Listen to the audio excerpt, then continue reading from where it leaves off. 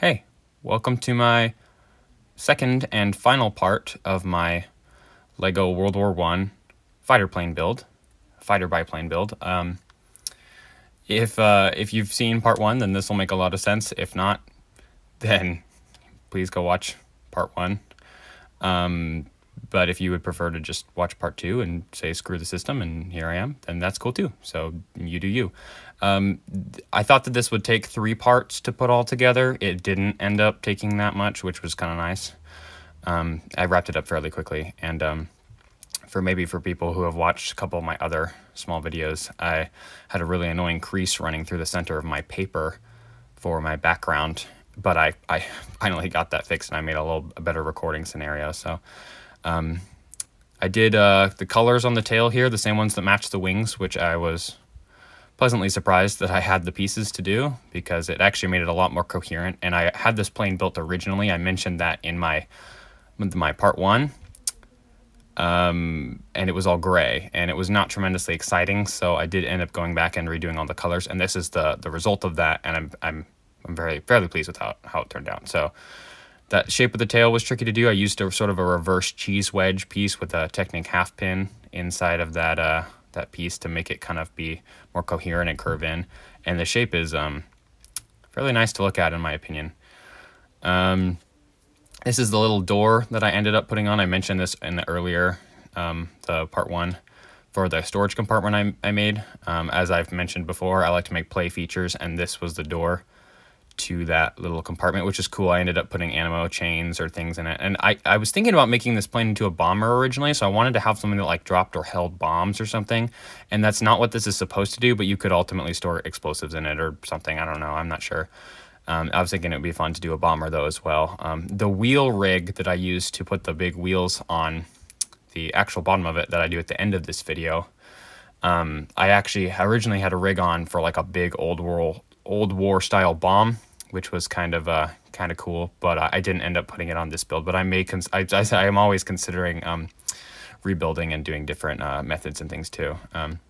This is the second gunner pilot sort of area, and it actually took a long time to come up with that specific build, because it was really hard to make an opening that the guy sat in that was the right shape, that was still somewhat flat on top, and it even still slants up. You can see those sort of 2 brick long cheese wedge pieces I used that still curves up, even. It doesn't even sit flat on top of the plane like I wanted. But it achieves an effect that was better than what I've had before, which was not as great. This is my same machine gun build I used in my trench video, and the same is mildly modified, but it's the same machine gun that I built for my trench video, and one that I have on my channel as well that's just an introduction to this. And I'm really happy with the result of it, because I think it looks kind of like those older machine guns. And I know there were a couple different kinds of machine guns used in aerial combat for the Great War. I couldn't tell you any of them. I couldn't name any of them, but I know that there was a lot of them, and there are a bunch of creative ways of attaching them. So I tried to sort of think about that and think of something that was a little bit like non-standard, which was cool. I think I kind of achieved that effect here. And it's fun to look at too. I like the little chain on there that was just extra tracks. I think they were some old Star Wars tracks, actually, believe it or not.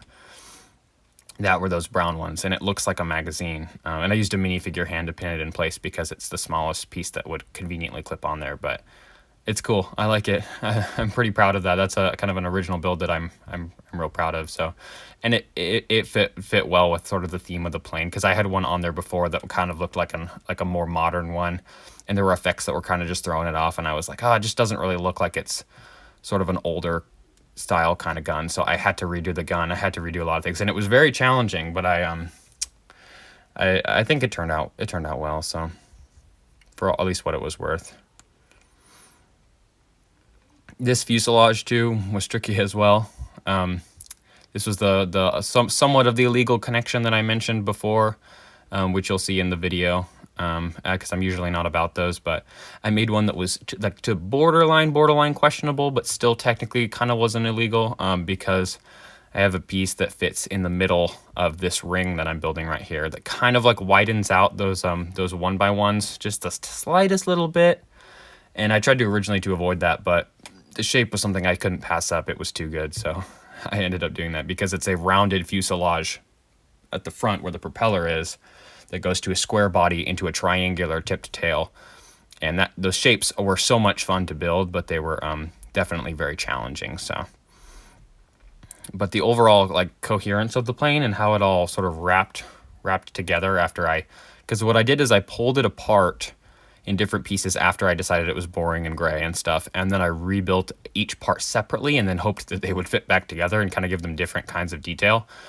But I think the coherence of how it kind of like weaved together at the end achieved a lot of the effect that I was trying to go for, and much to the satisfaction of myself, which I continue to mention even though it's redundant. But it was challenging, and I'm proud of the fact of that it was challenging. So I don't like to make things that are too tremendously easy and try to make things that are exciting to look at, that people that maybe in the Lego community could look at and marvel and be like, oh yeah, that was pretty smart, good job. That would kind of be my best case scenario, but if not, that's okay too. So it's whatever.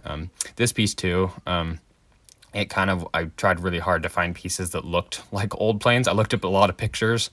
And then again, like I mentioned before, it's not a specific plane, but I kind of tried to generalize pieces and things that I had, mostly basically based off of what pieces I had, because I don't have a huge selection of them, but it's funny because it makes some interesting combinations of things that I actually end up building. So this was another one of those. This was a sort of a piece that I definitely thought looked like the front of a plane like that, and I was like, all right, I have to incorporate this now, and it made for some interesting connections that kind of fit it all together. Same with the propeller too. My first thought was to just throw on one of those 3-way propellers. I have a bunch of those actual Lego propeller pieces. And then I looked it up, was like, oh wait, planes in the First World War had 2-ended propellers. There were not really 3-ended propellers till later. And I was like, oh man, now I have to make a 2-ended propeller.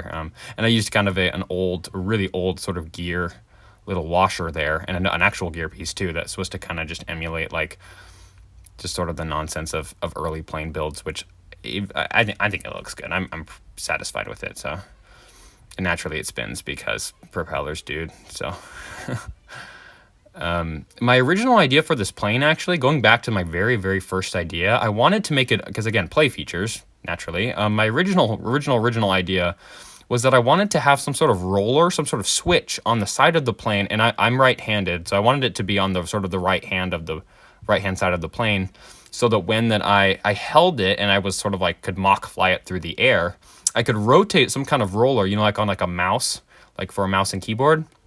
I could rotate a roller and it would spin the propeller as I held it, so I didn't have to like use my left hand to twirl it around as I like moved into the plane through an imaginary battlefield in my brain. But I didn't end up doing that. I compensated making the plane look like it was actually from the period as opposed to the function, because I probably could end up doing that, but I think the plane would be different. But that was my original dream that kind of got cut down by how specific it was. I tried a couple different variations of guns too. I tried not to make it too crowded. This is a gun that I'm starting to build here. And I eventually settled on a variation of a gun that was a stand-up gun where the driver ultimately would stand up in his seat and man a gun that was on the top of the wings, which maniacs in the First World War, man, I have no idea. And I did a different gun build here because I had different pieces, but I ended up with a standing gun on this one. So this is the top part of the second layer of the wing that there's a second gun on. Ultimately, the pilot is supposed to stand up and fire, but the wings ended up still being a lot higher than expected. So it's still like the guy can't even touch the seat with his feet if he's up there working on like the gun or shooting the gun or whatever. So it still looks kind of silly, but I think that it still achieved a nice effect. And if the guy's sitting in the seat, you don't really think about it. It's not too bad. But I wanted to do one that was one of those that sits straight flat on the fuselage of the plane that's connected with the propeller so that it fires through the propeller blades.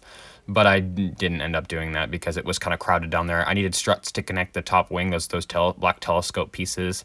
And then I also wanted a little windshield, which I did as well, and it just did not do well. And I can't recall if the British planes or the Allied planes had those. I want to say I remember that was a German invention, that the machine guns were synced with the propellers to fire through the blades and not hit them, because originally they were like, oh, well, I just have to make robust plane propellers that just bounce bullets off, and I was like, that's a horrifying idea. but I couldn't recall if that was something that was also adapted by the Allied forces or by the other forces of the time. So I didn't end up doing that because, again, I've mentioned before, but I generalized this plane as a British plane in my head, mostly because I have British minifigures. But aside from that, I didn't really bother. I tried to find something creative and weird, and I like the weird builds. I like the strange things, the things that people don't really talk about, like less about effectiveness, more about accuracy, and say, oh, well, this was a thing. Or people did have stand-up guns on planes, and like, as weird of an idea that was, it's cool to capture kind of that idea as well. So naturally, this right here is the top wing, and with those 1x6s, which I had a lot of, I think it achieved kind of a nice plane effect on the top wing, which I was proud of. I didn't end up doing the same color patterns because there were some planes that were different and they were viewed from different angles. Like, you wouldn't want something flashy on the bottom that could be noticed by anti-aircraft guns, but you'd want something that was kind of colorful so you could be identified by your own side and not be shot down by your own guys. So I kind of did layers of that too. So this top wing is completely brown, but it's okay. I mostly just didn't have extra color pieces, so it was just being innovative with the things that I had. So the struts that I ended up doing for the connecting of the biplane wings are kind of weird. You might notice that watching along, but they're kind of strange. But that was another instance of being like, hey, I have a lot of this one kind of piece, and it does its job, even if it looks strange. And, so I really just try to make the most of what I have so I can maximize the things that I can build, our creative connections. And I think it's actually been good, because then I look at things in a way that is kind of a little bit novel, and it works for sort of maximizing the stuff that I have. So I'm actually sort of proud of my ability to do that, but it does end up making some weird stuff. So I try to find some weird things too that kind of emulate how I work anyway.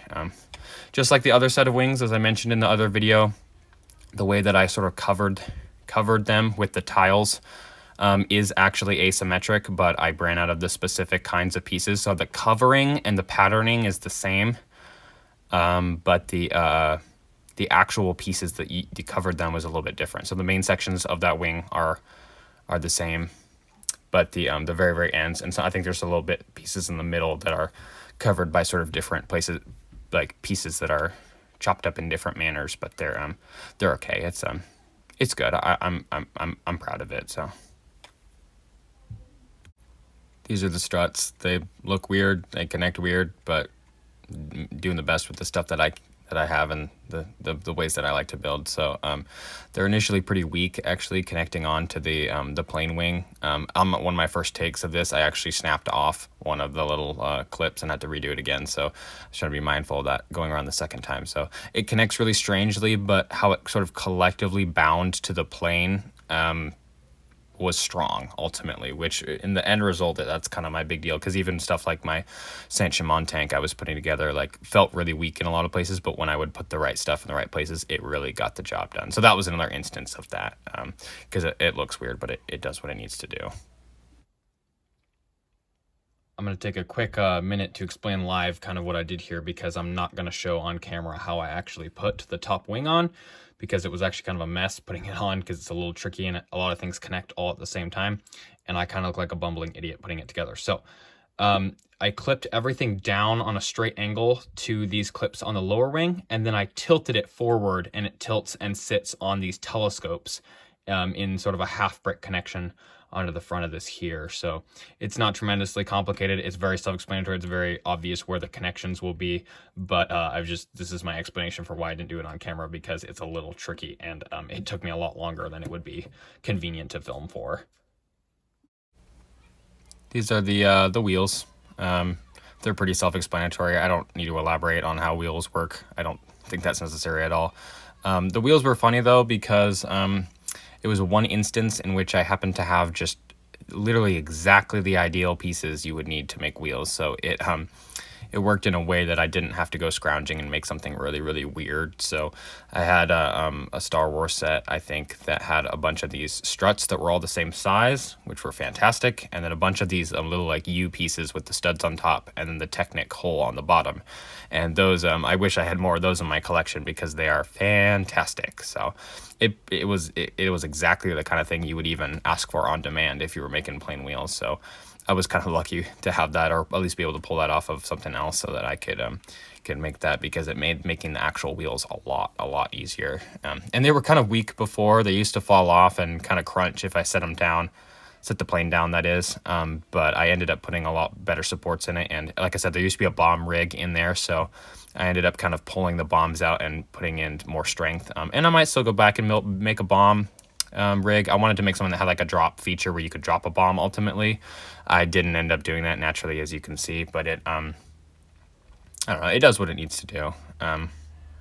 I like it, but it was nice to sort of have those struts and just happen to have them on hand, which is very unlikely for how I build, because I kind of just work with what's available. So it connected very cleanly to the bottom here. The measurements of like Technic to stud was a little bit crazy. I had some variations of these wheels that would prop the plane up super high, and it would stand like super tilted back on its back end, that the tail would drag, so I had to kind of trim that down. But the one that I landed on is definitely the one that worked the best. So, and at the back here too, I did this was cool too. I did a tiny wheel that connects to a clip on the back end of the tail, but it makes it so that none of the other plane drags on the ground, which is just a miracle. So none of the plane touches except for the wheels if you sit it on a flat surface, which I think is really cool. That was another tricky thing to achieve, but it came around. I got pretty lucky with it. Here's the final look at the plane. The camera angle is not as wide as I'd like it to be, but I hope that you could still see most of it.